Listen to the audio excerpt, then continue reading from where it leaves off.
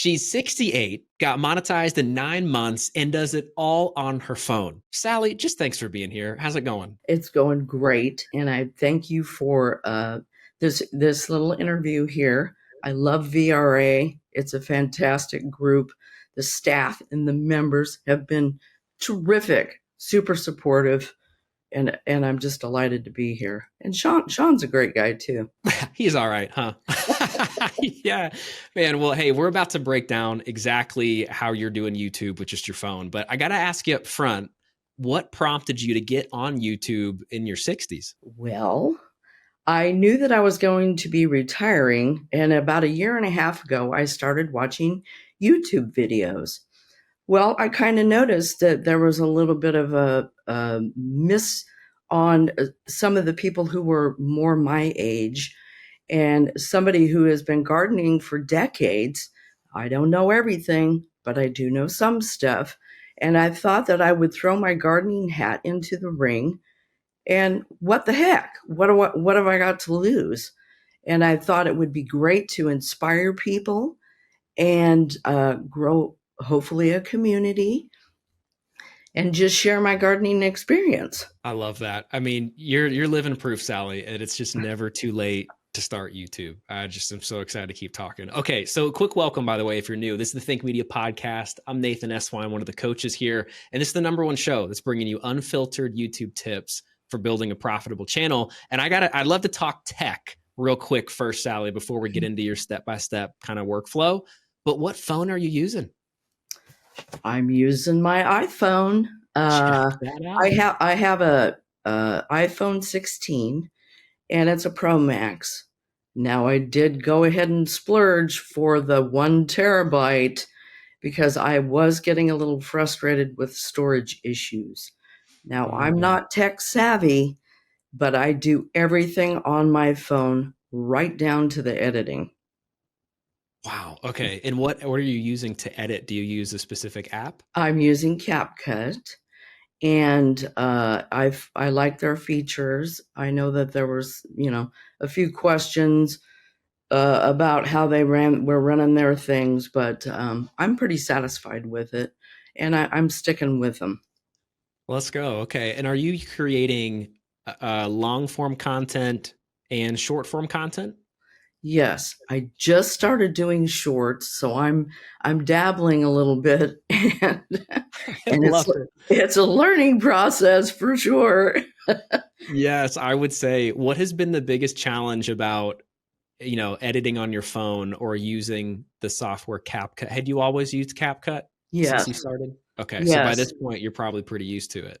I am, and when I open up my laptop to try to use the desktop version, I'm so overwhelmed. I've looked at DaVinci and some other ones, and it's just too overwhelming for me. And so this is what I use because it's what I learned on. And I love it. And that's about it.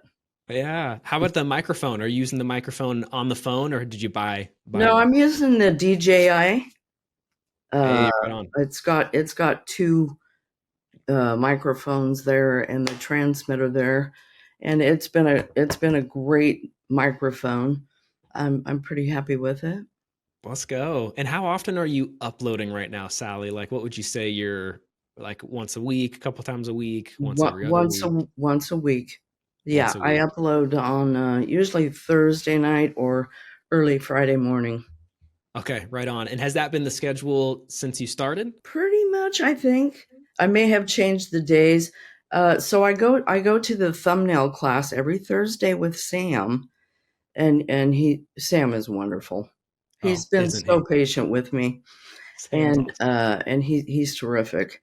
And so I go to my thumbnail class, and then after my thumbnail class, I go ahead and upload. I do the description, and I try to figure out what my title is before I record, so I can try to stay focused. And I do try to do the reverse engineer with the researching beforehand. I'm not always on track with that, because sometimes I think, well, this might be a good one. And that's what happened with my cottage video. I just took a chance that if I loved it, there's got to be some other people out there that loved it. And I filmed in February of 2025. I think it was my 17th video, and it got over 40,000 views, and I couldn't believe it.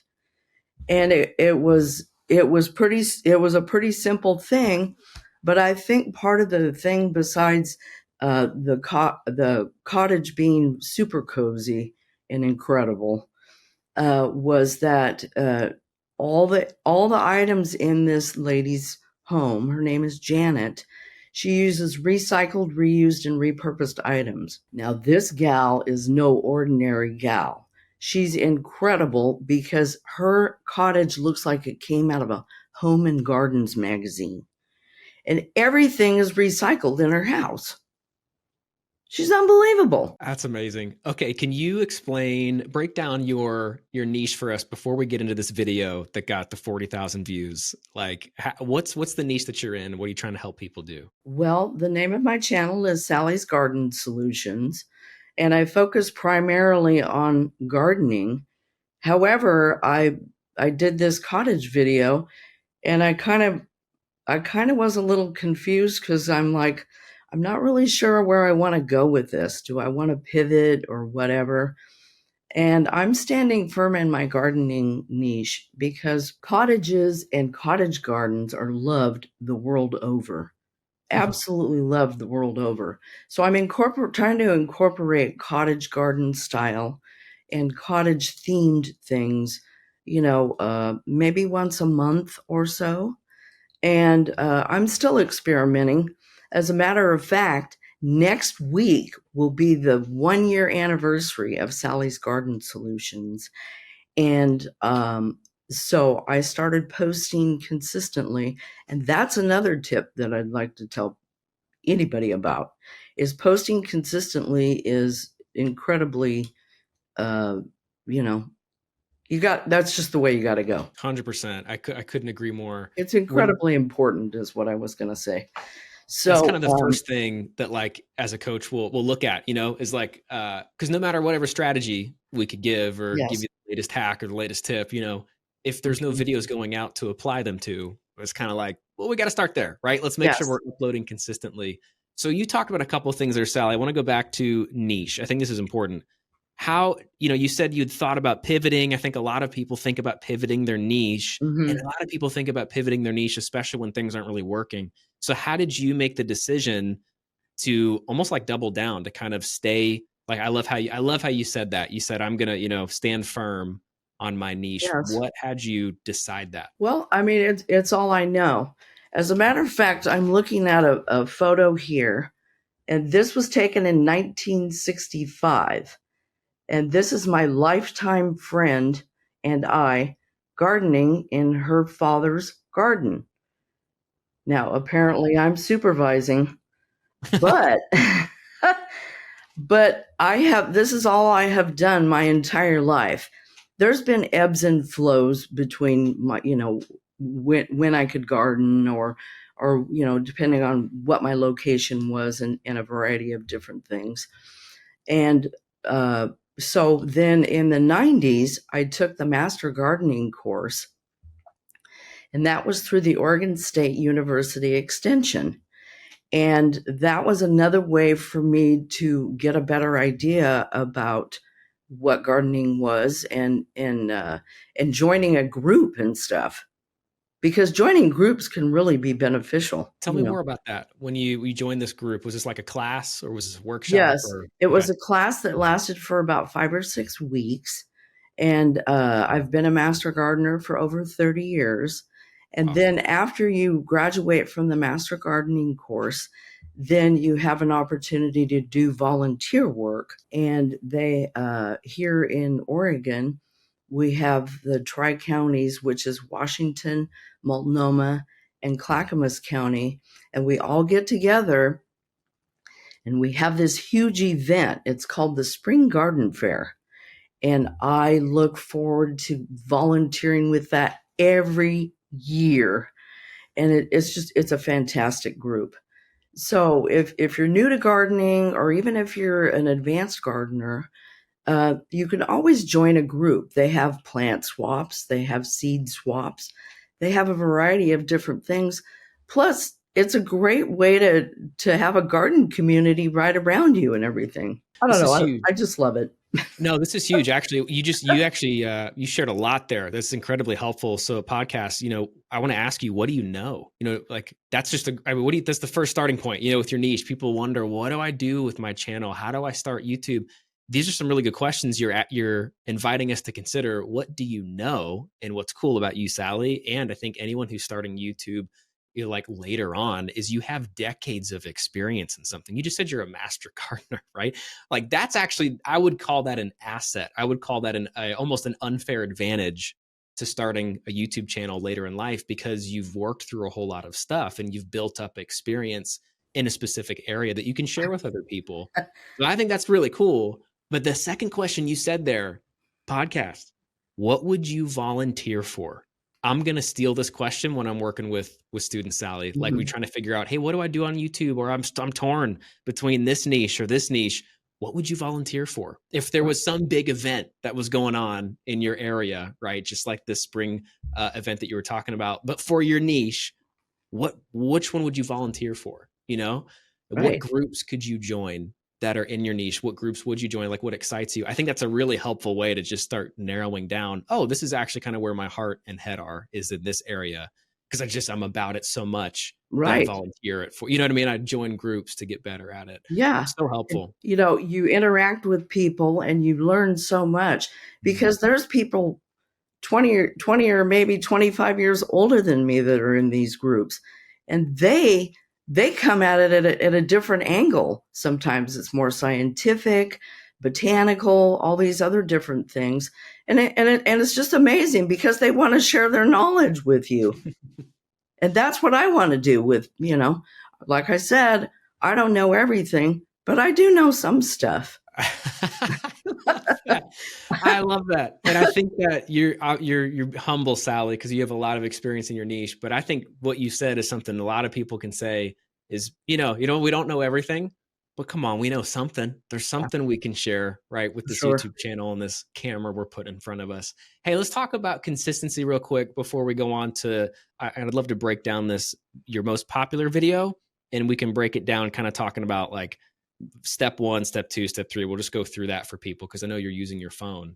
But Right. how have you stayed consistent? Because there's no way you would have been monetized in 9 months if you hadn't been. And so what's been a secret to help you stay consistent with your videos? Well, I have a pretty good work ethic.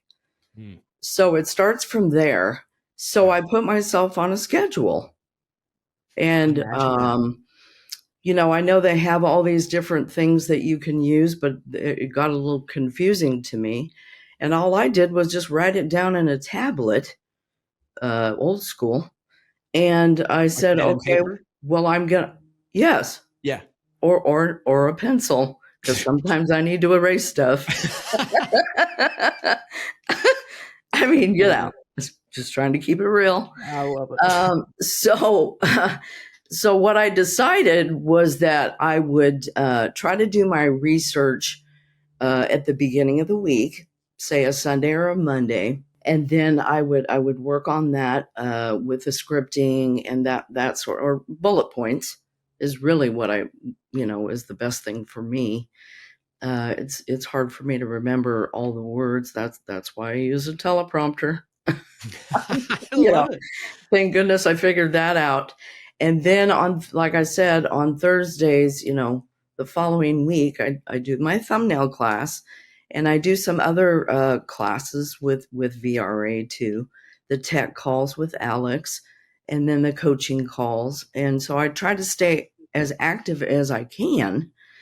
And then, so Fridays, after my video posts on Thursday or Friday morning, then I start in again, because the Monday before, I will have tried to figure out what the thumbnail concept is, what the big idea is, or the topic, and then what the title is, and then I work on my videos on usually Friday, Saturday, and Sunday. and then it's just it's just a recycle. This is powerful. I just want to pause here for a second because, well, I love that you're just keeping it simple, pen and paper or pencil, depending. But I love that you just laid out your week. Thank you so much for that, Sally. I think it's actually so helpful. Yeah, even for me, someone who's doing this each and every day, like helping a lot of different students out to just keep it simple. What are you doing today? Right. That's going to help inch you towards the finish line for, for a Yes. YouTube video. What do I do today?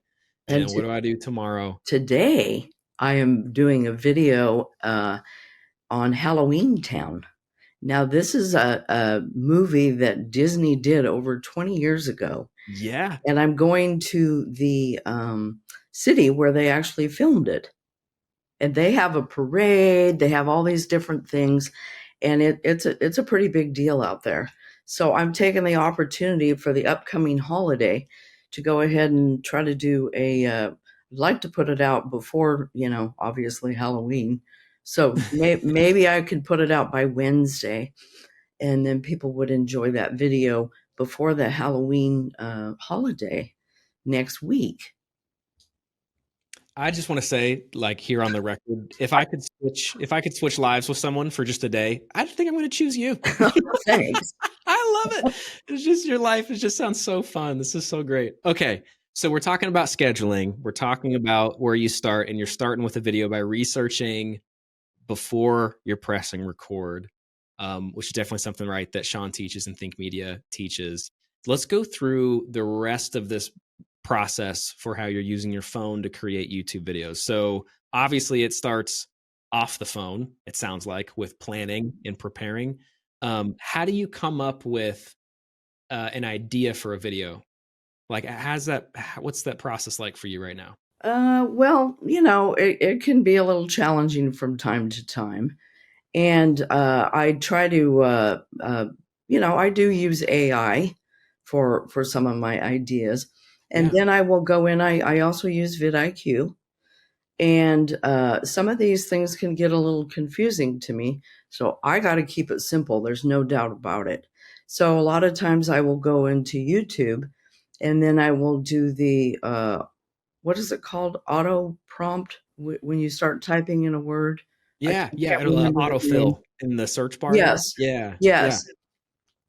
And see what comes up, and see what resonates with me, and how I could, make a different spin on the thing. powerful. That's such a simple tool that we all have access to. Is just that YouTube search bar. Type in your niche, type in an idea, and just see what auto populates. You mentioned you've got a couple AI tools. So you mentioned vidIQ. What is your? I'm so curious. What's your AI of choice? A ChatGPT, a Well, Claude. it depends on the day. Sometimes it's a mood thing.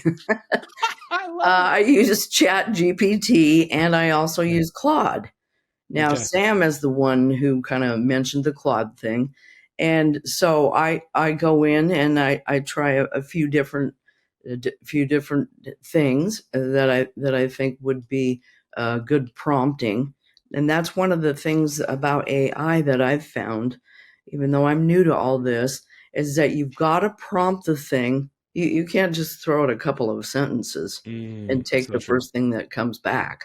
Yeah. You got to prompt. I mean, sometimes my prompts are like way long, There we go. right? Yeah. Yes. And so sometimes it takes several prompts to kind of scale it down, as if you've used AI, I'm sure.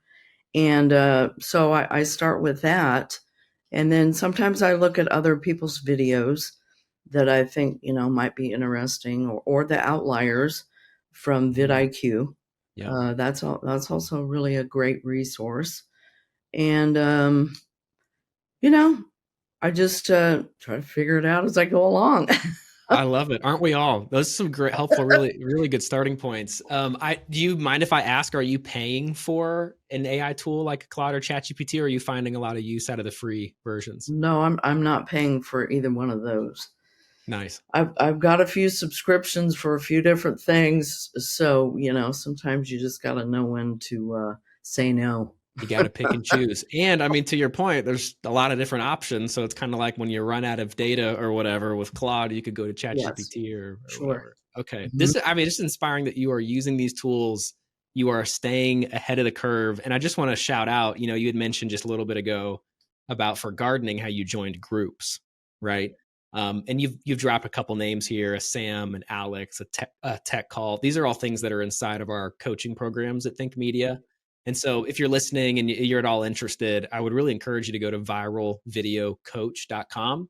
You can just fill out some information about you, your channel, where you're at, and you can get on the calendar with someone from our team. It's totally free. There's no strings attached here.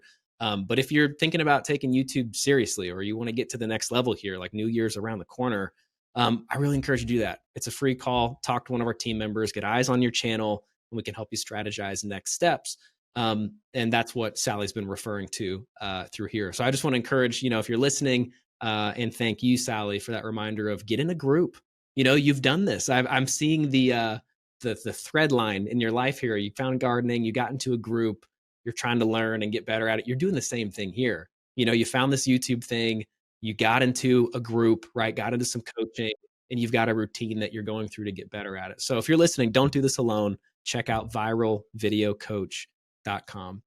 Okay, so I'd love to move into the recording part now. So, we could get a little techie here. I just would love to hear when it's time to record now. You found your video idea and you've, got your outline together. What do you do next? Like, or do you have a tripod for your phone and you I film the do. B-roll? I have two, one with a broken leg. Right on. That'll do it. And then I have this one here, and it's got a little bit of a different kind of a clamp situation. Nice. I do prefer this one, but I haven't purchased a new one. And then I've got an external hard drive and some other different things. And I just try to film in really good lighting.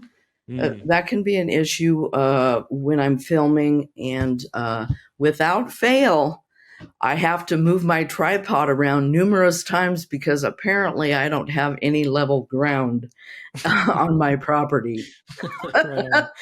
And so, I have to deal with too much light, too much shade, dogs barking, birds squawking, cars, sirens.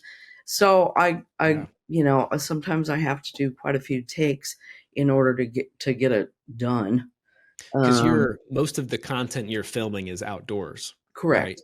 Yeah. Okay. Do you do anything indoors, or is it really everything you filmed is outside? I'm going to be filming some stuff indoors when it comes to starting my seedlings. Okay. Last year, I ended up with 300 flower seedlings. So I have a full setup that I will be showing about that with, the indoor lighting, the fans, the this and the Okay. that, the trays, the seeds. So Okay. Right we'll on. see how that goes. All right. But I'm sure we'll hear about it. That's cool. but Hey, how do you go about, because you got one camera, like a lot of people listening, but it's also just your phone. So what have you learned, in all these videos to getting monetized? What have you learned about when to film the talking head part, where you're talking to the camera, explaining something? And what have you learned about when to film B-roll?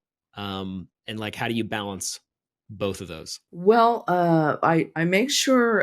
Well, first of all, I want to say that before I film, I make sure that my battery level is up, and I check the settings, Smart. and I do what I can. And then what I do is I just do a bunch of clips, and then I will put B-roll in after I've put some of the clips together, just to kind of test it out to see if it flows well enough for what I think that I'm gonna try to end up with. And then I take the B-roll and, because it's more of a visual thing, and I will usually use B-roll with, sometimes I'm doing something that's, kind of close up that I want to highlight in the video or whatever. And sometimes it's just panning around to keep it visually interesting for the B-roll. I'm guessing that's what you're asking me about. That's exactly what I was asking about. Thanks so Okay. much. So it sounds like you go for Yeah, you'll film your A roll, so to speak, right? The talking head stuff, and you'll go ahead and put that in your editor. It sounds like. Not necessarily. It kind Okay. of depends on the video. Got it. And sometimes I put all the clips in and then I'm like, oh, probably not. And then I, I just try to figure it out as I go along. Yeah, right on. Do you have Yeah. any I'm curious, like when you first started making YouTube videos, knowing you started on your phone and you're still on your phone, how long did it take you to edit a video when you first started? And then maybe now, how long does it take you? You aren't going to believe this, Nathan, Hit me with but it. I do everything the hard way. So Okay, what kindred I spirit. did was I had a big project that I had done at my home and also one at a friend's place. And all I had was pictures. I had zero video. Guess what I did? What did you I do? put all those pictures together and did a voiceover. Come on. And it was super challenging. Yeah, I first I had to find the pictures because I didn't have them in albums and blah blah. So I really put myself through the ringer when I first did it. So I would say that in the very beginning, I probably spent at least 40 hours a week, maybe more, trying Yeah. to edit these things because I was trying to figure out the editing software. Mm. I was trying to figure out YouTube, and I was trying to figure out, just how this all works. So Could you share real quick? Because that's such a real thing. No matter how old you are when you start YouTube, I think we mhm, underestimate it. yes, There's a lot. It's not just making a video, right? There's no. a lot that goes into it. There's things you have to learn you never thought you would have had to learn to do a YouTube video. How did you, Sally, kind of chunk through that? Like, how did you try to avoid the fire hose, so to speak, and just take it kind of a step at a time? Anything that was helpful for you there? Well, I definitely wasn't going out and having fun with my friends. Real talk. Yeah, real I talk. was focused, laser focused, and I honed in and I told myself, no matter how long it takes, I'm gonna do it. I mean, I would look up from my phone and I'm like, it's been 8 hours. What am I doing? But I knew that I had to I told myself I was gonna do it Mm. and I was gonna get it done no Oh matter man, what. I just had to persevere and push through. I love this simplicity of the answer. It's so good, Sally. I'm becoming more and more convinced that there's obviously, there's the saying that's like work harder, not smarter, and I get what that means. It's all Yeah, about efficiency and yeah, not trying to do more work than you need to. Get that. But there's also just the reality of when you start something new, there's no way around the hard work. There's no way around the 8 hours deep into something, questioning things. Like I really think that there's something to that. That's part of the process for anything, but especially with YouTube. And I try to remind students that I work with, and even myself too, that nothing is wasted. Like when right, it's hard, when it's tough, when you thought you pressed record and you didn't, when you didn't get any audio, when you're outside and dogs are barking and you have to reshoot, all the things that are going to happen to try to knock you off course as a creator, right. yeah, nothing is wasted. You're learning from every single thing. And the thing that you learned through the last video, guess what? It's going to help you in the next one because you're going to make sure that you press record, right? You're going to try to film at a different time to avoid the noise. So I think I appreciate you just saying it's just hard work, man. Like that's just part Absolutely, of it. There's no way to absolutely. avoid that. Man, well, I'd love to move into this video. Let's talk about this video that, your most popular one, and it's Right, titled What's Inside This Enchanting Cottage? Home Tour Reveal. Let's just right. start with title and thumbnail. This is your most popular video. Knowing what you know now, when you look at that, what do you think made it do so well? Like, why do you think the title was so good and the thumbnail worked? Well, I thought enchanting. It was kind of intriguing, Mm, and the cottage is just so darn cute. And it's just, who doesn't want a great reveal? right? And That's I'm funny. like, reveal has got to be in there. And I knew from the very beginning that I wanted to, showcase this little cottage. And I just thought to myself, well, if I love it, there's got to be other people that are going to love it. And it's just so enchanting that I couldn't resist. I That's absolutely could not resist, even though I'm like, well, I'm a gardening, blah blah blah, but I'm just like, what have I got to lose? You know what I This is mean? great. You've already mentioned a lot of good things there. I totally agree. I think you've already opened the loop, so to speak, for someone who could look at that title. You've already made it intriguing. It's like, what's inside this enchanting cottage Yeah, home tour reveal? You've got those trigger words in there, right? Of right. enchanting, almost even what's inside, and then Yeah. reveal. Are there words like that you've noticed work well for your niche? Like, have you reused any of these words in other content? Yeah, I probably have, and I maybe should have done a little better homework.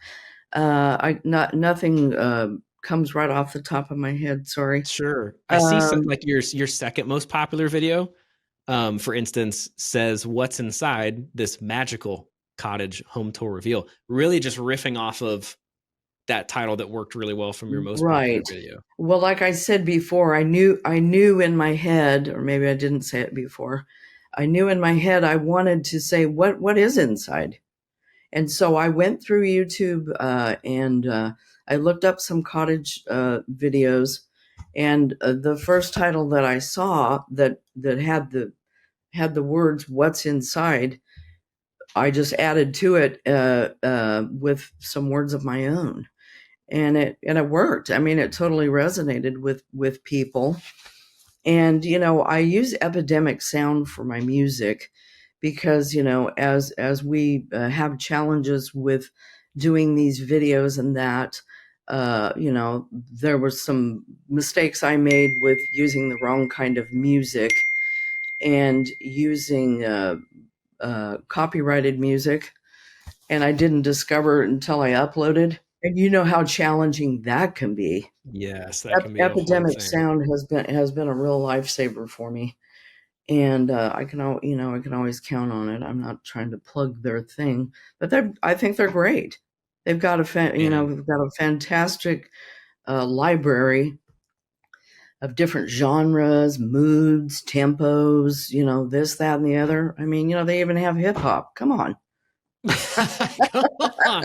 I think that's the only advertisement anyone will ever need for Epidemic Sounds. That's great. Yeah. No, but that's actually really good editing power up, of course, is music, and Epidemic Yes. Sound is great. I have a good relationship with them. So if you're interested in that, you can, check the show notes or check the description for a link to go check them out. But yeah, it's kind of cool. They got, especially now, they've got like this AI search ability where you can type out a mood, or you can literally prompt like you would in a chat GPT or a Claude. Yeah. I'm looking for a song that would match this kind of scene, and it'll pull up Oh options for wow. you. It's like, yeah, you should check that out, Sally. Well, thanks for the It's pretty. tip.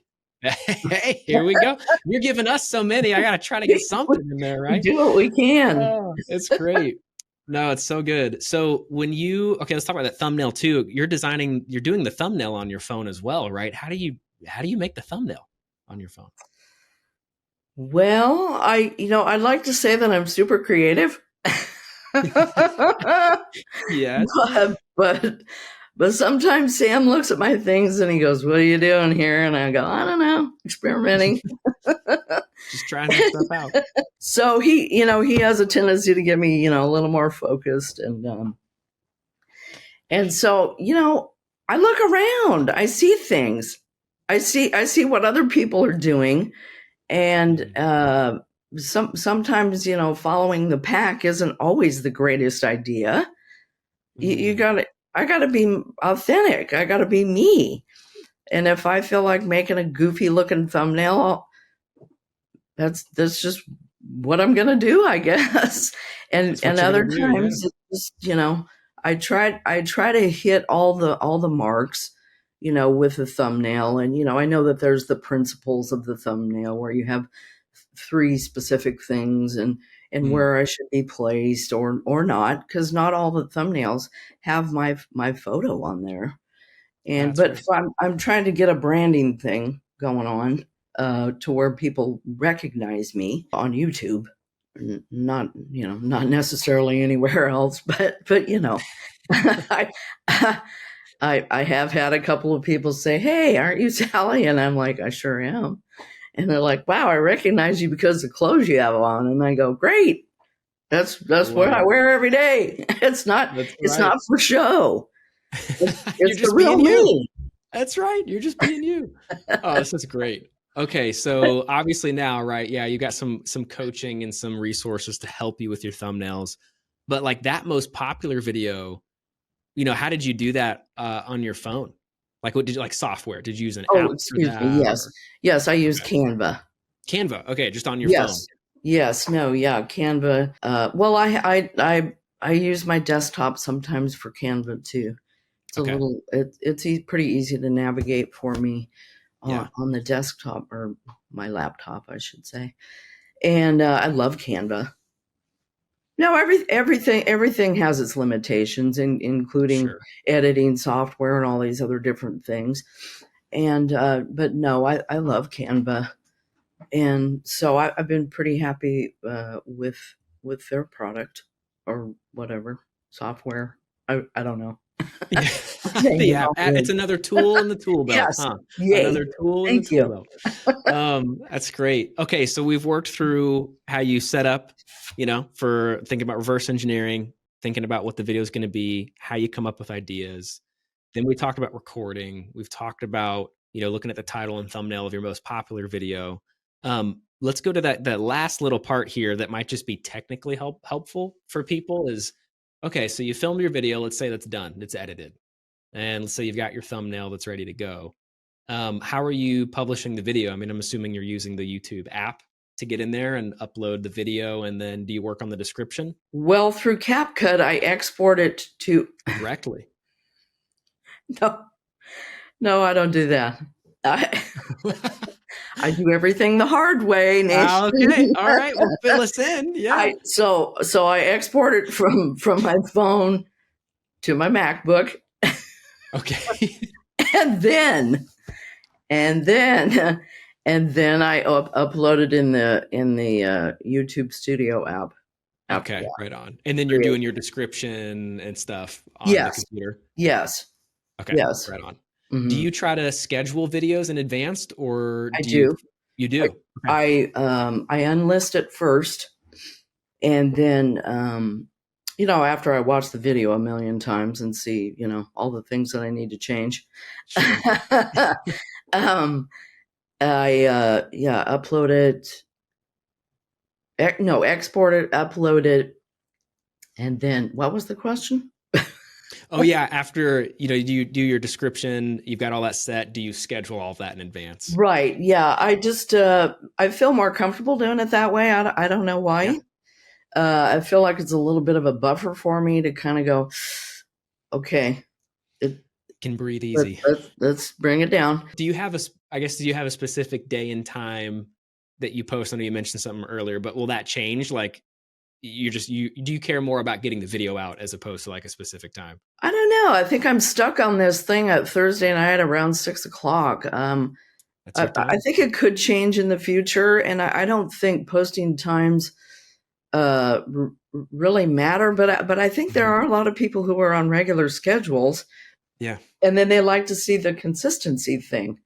Yeah. That's So part of true. being consistent, I guess. And people are counting on you, even Yeah. if it's only a few hundred people that may watch the video or whatever the case may be. I just think being consistent with that as well is it just works for me. Yeah, I agree. And I think Yeah. that's the take home point is Mhm. what works for you. And that's usually my stance too on upload times. I think that days and times that sometimes we put the cart before the horse. Yes, And we get stressed out about what's the best day, what's the best time to post. for sure. And I think that those are actually good questions. But if you're starting YouTube, if it's new to you, I just think those kinds of questions are a little more applicable to the bigger channels where we have like the data to see, oh, this actually does make sense to post here because a lot of your audience is on the platform. But at the same time, I love what you said. You do what works for you. And I think, Sean always says in the beginning of YouTube, you want to count uploads, not views, right? Like, did I get a video out today, this week, whatever that looks like? And there's seasons to things, but I appreciate you sharing that. So let's talk about the future really quick, Sally. So obviously now you are monetized on YouTube, and that's an income stream that'll just, continue to grow as you continue posting videos, right? Do you have any plans to kind of diversify income streams? Like, I don't know, are you thinking about affiliates? Are you thinking about building a course? Do you have any ideas for maybe the next year that you want to try to build or offer for your audience? Yes, I do. Oh, fill us in. And well, I'm just doing the AdSense thing right now, and the AdSense revenue is a little wonky, as we know. This is true. And because they go strictly off views, I think. And so I signed up with the Amazon affiliates. My thing with Amazon affiliates, and it's my bad, I would say, is that I forget to do the call to action. What? For the affiliates? What? Oh man. You know what I'm saying? And I'm only human, right? And I'm like, when am I going to get this in my head that I need to do a call to action? I do it in some of my videos, but I'm still learning. Hey, you know what you should do? This has been helpful for me and for some other people, is you just put that. I don't know if you have a outline template, if you have like a document or notes or anything you used, like when it's time to come up with a new video, just put CTA in there at the top, call to action. So it's like hard to avoid, because I feel you, like, man, you have a video, especially when a video does well, thankful for the views and subscribers, and that's great. Yeah. But also you're like, oh, I could have been more specific about pointing people to something, and people will still find links, if they go looking for them. But exactly. I'm curious, how do you engage with comments right now? Like, do you try to reply to everybody? Do you set aside time for that? I reply to everyone. Look at you. Okay. One time I had the cottage video, I think there was 250 or 300 comments. Wow. Guess what? I was out of town visiting my brother in Arizona, watching this thing pop off. And I'm like, wowzer, I got to answer all these comments. And you know what? I did it. You did it. I did it. Yep. Yeah. What was your family's reaction, or people you were around? Did you tell anybody? My brother was stoked. He was absolutely stoked. He's like, oh, wow, this is so exciting. And we would be driving places. He lives in Arizona, and we were going to the Biltmore estate. And so he kept looking back. How many now? How many views now? You know what I mean? And it was kind of a fun thing between the two of us. He's super supportive, and I'm super grateful. Man, I was gonna say, sounds like a good brother. Was cheering with you. Right. I have a quick question on that too. Okay. So, have you gotten any ideas from your audience? Like a question that you said I don't really know. You have maybe some ideas of what you could make, and maybe someone listening is in the same boat. I have some ideas of what I could put together. Well, but as you continue making content, I think, your audience, assuming you're getting, comments, will kind of let you know just based off your popular content. Oh, when I talk about this thing or do this thing, people seem interested, and maybe that can give you ideas of what to build for your audience. Sure. And that's a great resource to use. A lot of times people will just make a comment saying, thank you, that was beautiful, or that was great. I haven't really gotten too many negative comments. And if I did, depending on the comment, I would probably just still say thank you for watching. Yeah. So when I try to engage with the viewers by saying, hey, what was your favorite part of the video? It's great. Hey, what did you think of this? And sometimes they'll respond, and sometimes they won't. But it's worth a try. And it 100%. Shows the algorithm more engagement if there's a little bit more back and forth too. You know Man, what that's I a mean? Because I great. sincerely do want to grow a community that I am Mm, fully engaged with and that kind of thing. And for sure, the comments is a great way to get ideas for videos and stuff. Nothing comes to mind right at this moment. yeah, But sure. Well, I just wonder because I'm sure you'll let us know, but as you, yeah, as you pay attention, maybe going into next year, I bet you'll start to connect the dots between content that's doing well, what right. people are saying, and maybe several people have said kind of the same thing. I bet you'll get some good ideas. Well, hey, Sally, this has just been, oh my goodness. Thank you so much for just sharing everything you've been sharing with us. I'd love to know what's one thing you would encourage someone to try, maybe even in their next video, but just if you could talk to someone who's at the beginning, kind of like you were those nine or so months ago, all the stuff that you have to figure out with YouTube, right? How it's Right. not just as easy as just Nope. posting a video. What would something you'd say to encourage that person who's in that season right now? I would say to believe in yourself. Believe in yourself and trust yourself, and know that you're going to make some good decisions. You're going to make some mistakes, of course. That's how we learn, not just with gardening, but with anything in life, right? But believe in yourself. Trust that you're going to make great decisions. Get with a group. Get with if you're going to struggle, which you're going to from time to time anyway. Do it with a friend. I have made friends all over. I can't even believe it. And they all check in with me and everything. And it's all because of the YouTube thing, and most specifically with the Video Ranking Academy. And I'm not just saying that. It's because it's true, and I don't want to get emotional about it, but it's really been lovely. Thanks so much, Sally. That means so much. And thanks so much for sharing, It's you true. know, yeah, I just appreciate it. This is why I love what I do. This is why I think Yeah. media loves what we do is moments like this. And I Yeah. just thank you for allowing us to share this moment with everyone here, right? Yes, Who's and it, listening. it's great to make these connections, Yeah. and it's great to make connections with people who are other content creators because they're Yeah. so supportive. They want you to succeed. That's right. They're like, "Hang in there. I'm rooting for you. I'm that." Mhm. And it's awesome. It's 100%. totally awesome. I love what you said about, hey, you're going to struggle. So you might as well struggle with other people. you know, Yes, you might as well not be alone. sure. Well, thank you so much for your wisdom today, Sally, not just sharing your experience on YouTube, but also just life experience and encouragement. Hey, if you've gotten value from this conversation today with Sally, would you just let us know, like, rate, share, review, comment, just wherever you watch or listen. This is the Think Media Podcast. I'm Nathan Eswine, and I can't wait to connect with you in a future episode.